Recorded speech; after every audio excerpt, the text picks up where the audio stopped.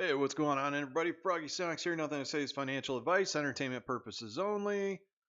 I am back with some Maui updates. I want to say first and foremost, I'll put in the description if you want a timeline of what happened with the Maui fires. It's down in there. Gives you a very direct description of the Highland fire start, the cause, into the Lahaina fire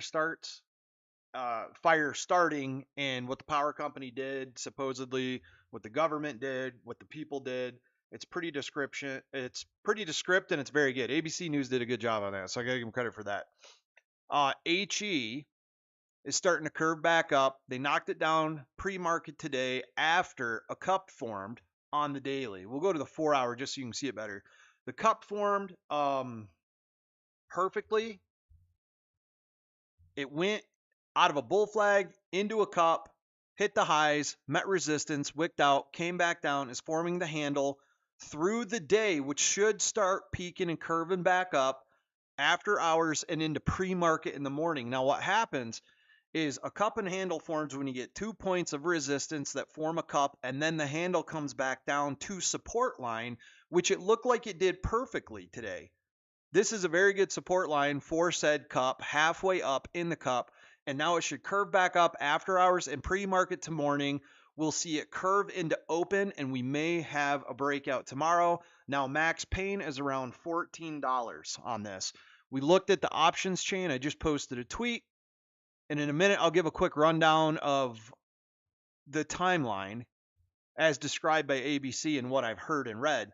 But we have a lot of call options stacked up at 13.50 all the way to 17.50 and then big call options at $20. Now what'll happen in my opinion, this cup and handle will break out, run back up to this resistance $21 to start a gap fill period, but when it hits that $21, I'm probably going to go ahead and take profit unless we see it just running like crazy.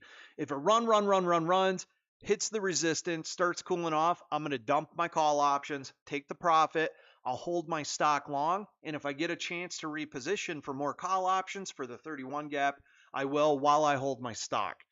Now, personally, the series of events that unfolded was early in the morning by the bird sanctuary in the highlands of Maui, which is, I think, the eastern part of the island. Up in the higher part, there was an arc flash from power lines. They were some of the main power lines that were running between trees. Looks like a tree fell, either a transformer blew or one of the lines arc caused a fire. The fire was reported in the morning. They started addressing that. Hours later, I believe between 6 and 8, another fire started in the morning in Lahaina. That fire was responded to by the fire department and was deemed and cleared to be completely out and contained and out, right? Then another fire started in another part very close in Lahaina as the winds picked up. That fire is the fire that went and unfortunately burned most of the town down and caused massive damage and devastation to property and especially people. It was really sad. The video is extremely sad. Now, the Maui government, who basically their infrastructure was completely just not maintained, right? The fire hydrants were dry. They had a bad response system. There was no warning. The mayor didn't even declare an emergency until 7 hours later after the first house fires were reported and the winds kept continuing to pick up, which it looked like they got microbursts of up to 85 miles an hour. Any power line can take a hit from 85-mile-an-hour winds and fall. I've seen it 100 times. So, what I think is really going on here is the Maui government failed to maintain necessary infrastructure to deal with such a situation, as in fire hydrants, fire equipment, warning systems, evacuation plans, etc. The government immediately went to blame Hawaiian Electric and filed lawsuits without the mayor, who had a conflict of interest. Perhaps he owned Hawaiian Electric stock, I'm not sure, but they went and filed lawsuits against Hawaiian Electric almost immediately without ever doing any type of investigation, without doing any type of federal response, nothing. They just shifted the blame immediately to Hawaiian Electric. And I don't think they're to blame for the actual Lahaina fires. I think the government and their lack of preparedness, their lack of infrastructure, and their basically poor execution of everything they did, from closing roads to not putting out messages to people about which way the fires were spreading, etc., is pointing fingers. As in such, the emergency manager of that part of the island or for the state resigned. Within the fires weren't even out and the dude resigned. I mean, that's admission right there. So either way, the bad thing is people lost their lives, people lost their homes. Joe Biden came out, said they're going to give $98 million for infrastructure upgrades to Hawaii, which is barely a drop in the bucket. Home damages are in the billions. Loss of life is it's you can't put a price on life. It's so sad. So it seems like the federal government isn't even really doing anything to help the people of Lahaina, which is stupid. Which is why I decided to get into this play. I personally do not think the electric company is responsible for this, in my opinion. They tried to make this look like a California situation, which was a completely different situation. 100% completely different. The power company has claimed and given documentation to the ATF that they did indeed de-energize the lines after the first fire was cleared and deemed to be out in Lahaina. They have backed this up. They said it loud and clear on the news. Usually you'll get no comment from companies like that. They gave ATF documents. It doesn't look like they're trying to hide anything.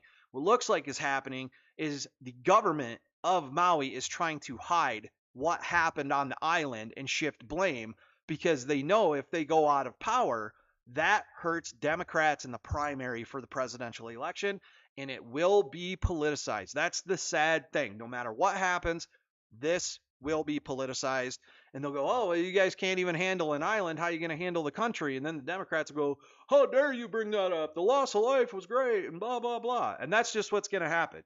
So my goal on this is I really don't see Hawaiian Electric responsible. The fires did start because of down power lines and 85-mile-an-hour winds. Any power pole can take a hit from 85-mile-an-hour winds and fall. It doesn't matter where you at. The ground could have dry rotted, and around the pole, the ground could have softened up. They may have well been within boundaries. Maybe they weren't. I don't know. But the first fire that started in the highlands had little impact on what happened in Lahaina. A power line fell in Lahaina due to high winds coming down the hill, hitting the coast, and there were microbursts. You can see trailers and buses and trucks pushed across the road. If anything, something could have hit the power line, something could have hit the power pole, or it just got knocked down from high winds. Now, if that was responded to and reported, and the fire department said the fire is out, everything's good, and HE de-energized to go fix the lines, and then a second fire started, that is not of their doing.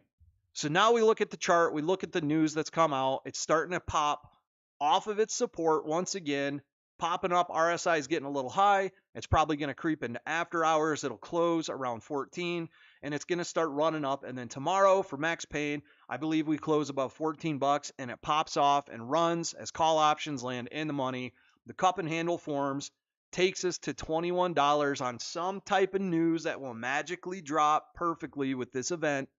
And we retest that 21 line coming up, which would be a good run on some call options. If I take a win, I'm going to find a local GoFundMe for Lahaina Strong. I'm going to donate directly to some people out of the earnings I make from this, and we're going to help them out as much as we can, because God knows the federal government isn't helping them out. So hopefully this play hits. Now, I'm also keeping in mind the risks of this play. News could come out tomorrow, and this could be an attempt to take over the electric company contract. You got to be very careful.